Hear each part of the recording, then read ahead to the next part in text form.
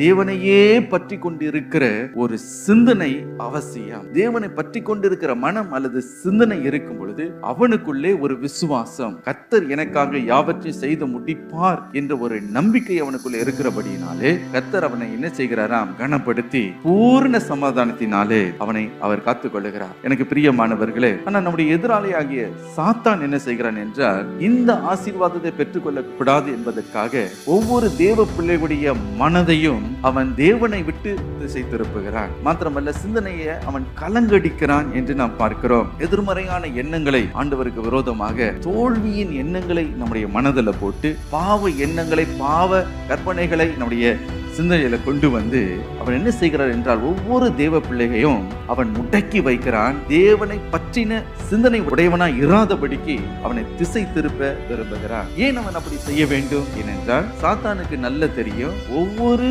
மனிதர்களுடைய சிந்தனையில் வல்லமை உண்டு. அவருடைய சிந்தனை தான் அவருடைய வாழ்க்கையின் முடிவை, அவருடைய வாழ்க்கையின் விளைவை நிர்ணயிக்கிறதா இருக்கிறது.